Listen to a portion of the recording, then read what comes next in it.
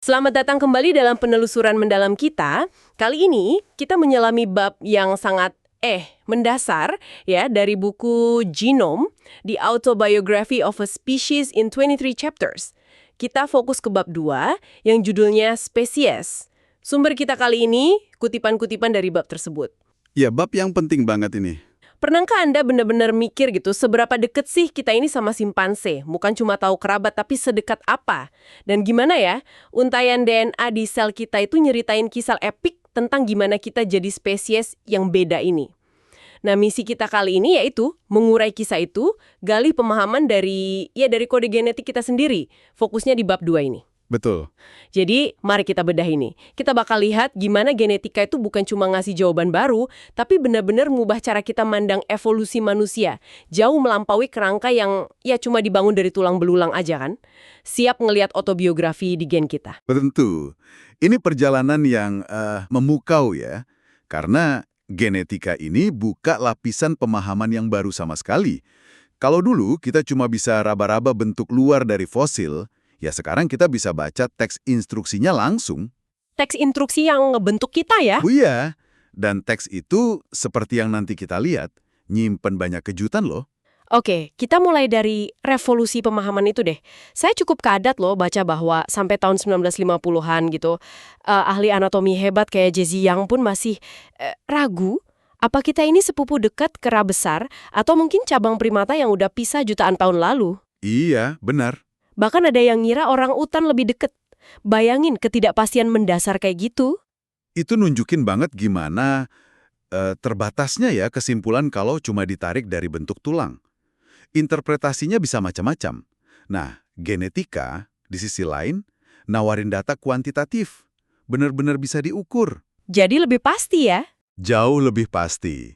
Dengan bandingin langsung huruf-huruf di kode DNA, kita bisa ukur tingkat kemiripannya. Dan hasilnya jelas banget.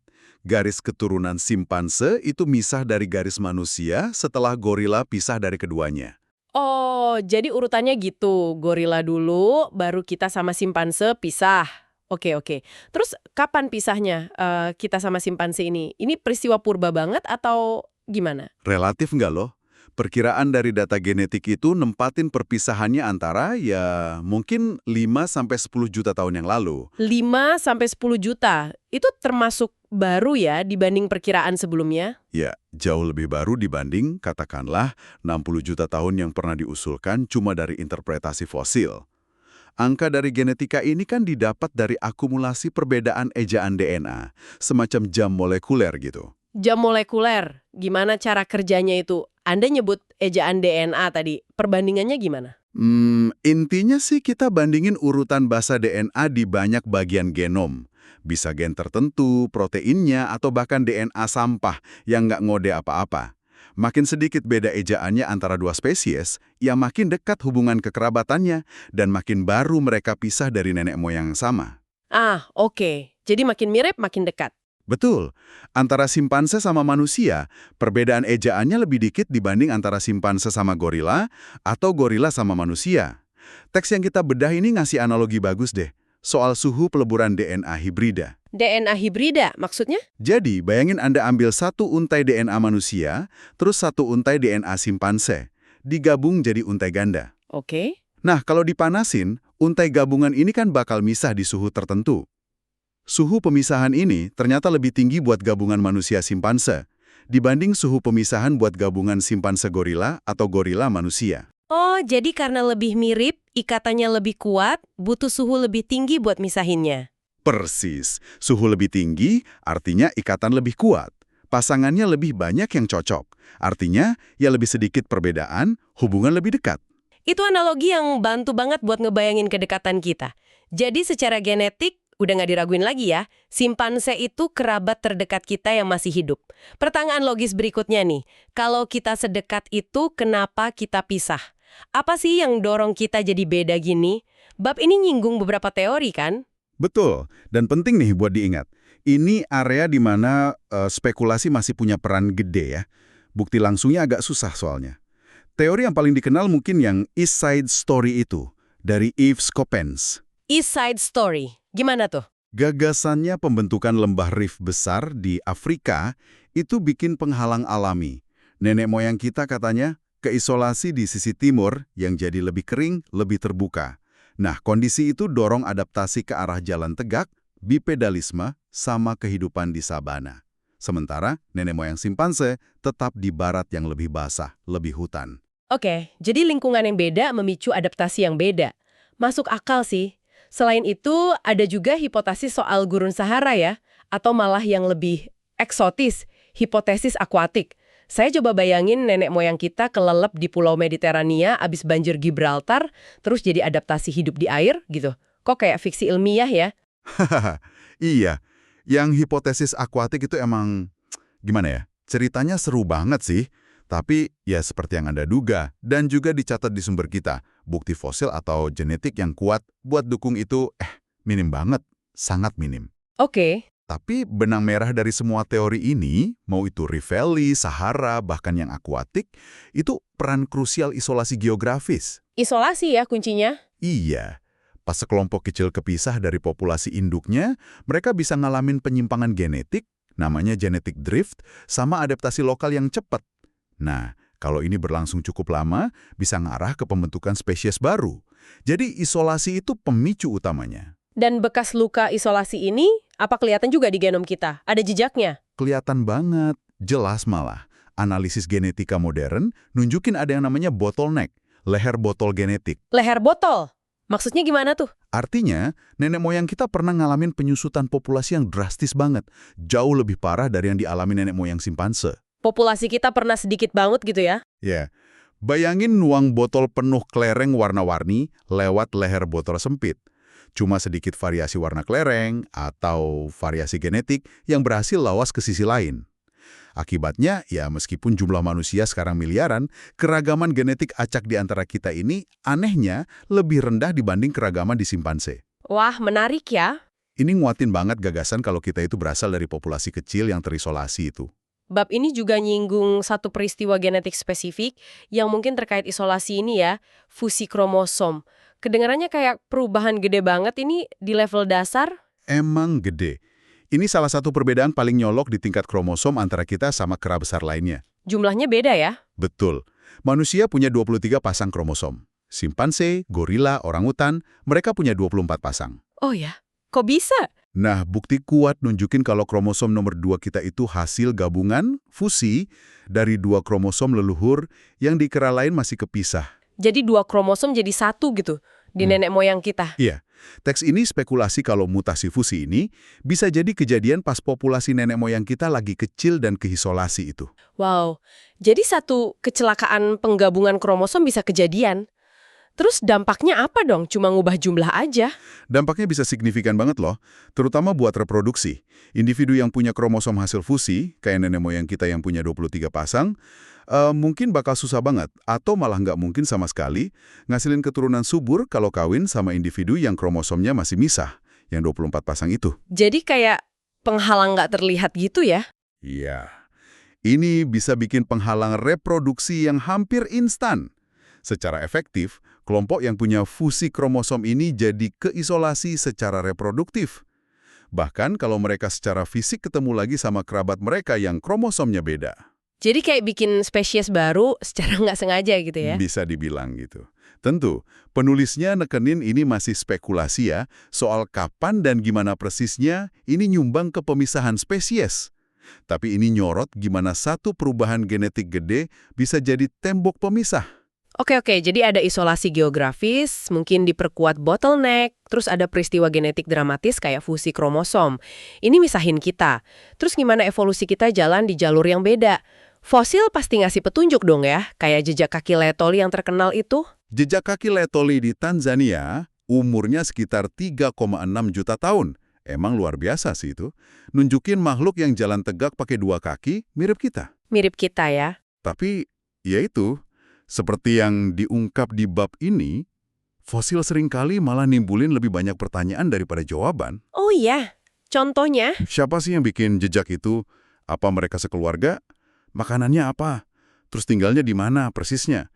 Kalau ngeliat manusia modern kan tergantung banget sama air ya.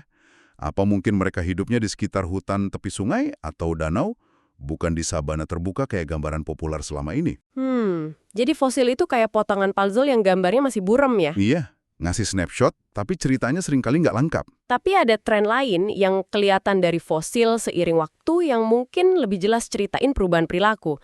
Saya tertarik sama pembahasan soal beda ukuran tubuh jantan sama betina. Ah iya, itu poin penting yang sering kelewat. Penurunan dimorfisme seksual. Dimorfisme seksual. 1,5 kali lipatnya. Wah, jauh juga ya bedanya. Banget. Tapi seiring waktu menuju manusia modern, perbedaan ukuran ini nyusut drastis. Penulis bab ini nyorot tren ini sebagai salah satu kunci buat mahamin perubahan sosial kita. Apa artinya penyusutan perbedaan ukuran ini secara sosial? Kok bisa nyambung ke situ? Ini indikator kuat perubahan sistem perkawinan.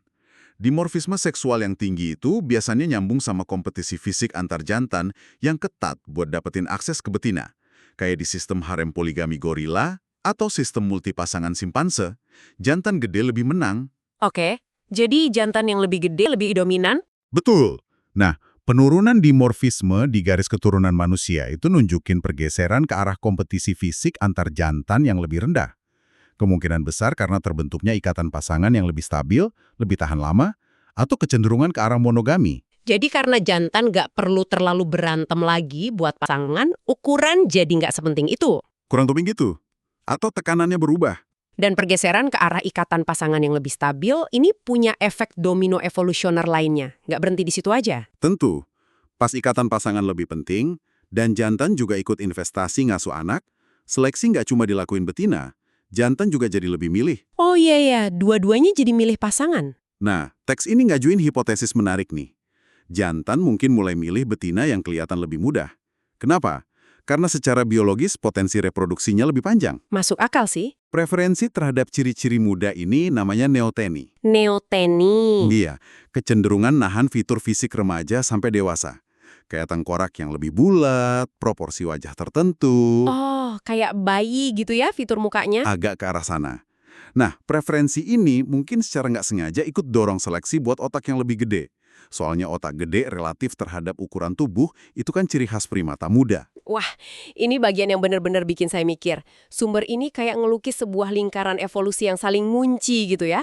Antara otak kita, apa yang kita makan, cara kita hidup bareng. Tepat sekali. Coba kita urai benang merahnya kayak yang disajiin di bab ini ya. Otak gede itu butuh energi tinggi banget. Cara efisien dapat energi tinggi itu lewat daging. Daging ya? Diet daging jadi mungkin dan lebih stabil kalau ada pembagian kerja dan berbagi makanan. Misalnya, jantan berburu yang hasilnya nggak pasti kan. Sementara betina ngumpulin makanan lain yang lebih pasti. Oke, pembagian tugas. Tapi, sistem berbagi makanan yang kompleks gini butuh otak yang lebih pinter buat nginget siapa utang ke siapa bisa dipercaya, siapa curang. Nah iya, harus nginget detail sosial gitu ya. Betul. Terus pembagian kerja ini juga dorong terbentuknya pasangan sebagai unit ekonomi yang saling bergantung. Ini nguatin lagi tren monogami. Jadi pasangan itu kayak tim ekonomi kecil. Bisa dibilang gitu. Dan seperti yang baru kita bahas, monogami itu micu seleksi seksual berbasis kemudaan, neoteni yang ujungnya bisa ikut dorong ukuran otak lebih gede lagi. Pusing juga ya bayanginnya. Jadi kayak resep rumit di mana satu bahan ngubah yang lain terus muter lagi dan hasilnya ya kita ini. Siklus yang saling nguatin. Ya, sebuah narasi tentang gimana diet, struktur sosial, sistem kawin, sama evolusi otak itu saling terkait erat banget. Pembagian kerja antar individu dengan spesialisasi beda, ini ditekanin sebagai kunci sukses ekologis kita. Yang akhirnya mungkinin pengembangan teknologi juga. Kunci sukses spesies kita ya. Betul. Tapi, penulisnya juga bijak ngingetin kita ini tuh bangunan penjelasan yang dirangkai dari potongan-potongan bukti, kayak rumah kartu ilmiah gitu. Yang kita harap makin kokoh sih dengan data baru, tapi tetap perlu diuji terus dan mungkin direvisi lagi nanti. Oke, jadi setelah nelusurin semua ini, apa pesan utama yang bisa kita tarik dari bab 2 ini soal spesies? Apa intinya? Pesan utamanya itu supremasi genetika. Kekuatan genetika dalam nentuin apa itu spesies dan nyeritain sejarahnya. Teks ini bahkan secara provokatif bilang, kalau genom kita itu catatan sejarah yang jauh lebih kaya, lebih detail soal masa lalu kita, dibanding semua manuskrip kuno yang pernah ditulis nenek moyang kita. Autobiografi spesies kita, itu ada di DNA. Wow, jadi sejarah kita paling lengkap itu ya di dalam diri kita sendiri, di gen kita. Dan perbedaan mendasar antara kita sama simpanse pada akhirnya ya beda di instruksi genetik itu. Benar banget. Contoh yang dikasih itu kena banget. Gen yang sama mungkin terlibat dalam ngebentuk kaki di janin manusia sama simpanse. Gen yang sama. Iya, mungkin gen dasarnya sama. Tapi program atau instruksi detail di dalam gen itu beda. Jadi outputnya beda. Kaki manusia kan datar, ada tumit buat jalan tegak. Kaki simpanse melengkung, jari panjang buat megang, manjat. Nah, beda instruksinya itu di level gen. Jadi bukan gennya yang beda total, tapi cara kerja atau instruksinya ya. Bisa jadi begitu di banyak kasus. Untuk ngasih garis bawah poin ini, penulisnya ngasih eksperimen pikiran yang kuat banget, meskipun ya nggak mungkin dilakuin secara etis. Eksperimen pikiran apa tuh? Bayangin ngambil inti sel simpanse, isinya genom simpanse kan, masukin ke sel telur manusia yang intinya udah dibuang. Terus ditanam di rahim manusia, dibesarin sebagai manusia. Waduh, Hasilnya apa? Ya tetap bakal jadi simpanse. Lingkungan rahim sama pengasuhan manusia itu nggak bisa nimpa cetak biru genetik fundamental yang nentuin spesies. Gen itu penentu utamanya. itu ngenegasin banget ya peran gen. Lingkungan nggak bisa ngalahin cetak biru dasarnya. Persis. Jadi penelusuran kita di bab 2, spesies ini benar-benar nyorot kekuatan genetika ya. Dari mastiin siapa kerabat terdekat kita, ngurai kemungkinan kenapa kita pisah, sampai ngerangkai narasi kompleks soal gimana otak gede, perilaku sosial, teknologi kita mungkin berevolusi secara terkait. Genom kita ini benar-benar arsip sejarah yang luar biasa. Yang menarik buat direnungin itu, gimana detil-detil genetik ini mulai dari beda ejaan DNA, jejak bottleneck, sampai kemungkinan dampak fusi kromosom itu. Ngasih kita perspektif baru. Bukan cuma soal masa lalu, tapi soal esensi biologis kita sekarang ini. Ini soal apa artinya jadi Homo sapiens, dan gimana kita terjalin dalam jaring kehidupan di planet ini. Nah, ini bawa kita ke satu pertanyaan penutup nih buat Anda renungkan. Mengingat kita sekarang paham betapa tipisnya ya beda genetik yang misahin kita dari simpanse. Dan gimana kunci perbedaan itu tertulis di kode kita, gimana seharusnya pengetahuan ini ngubah cara kita mandang diri kita sendiri.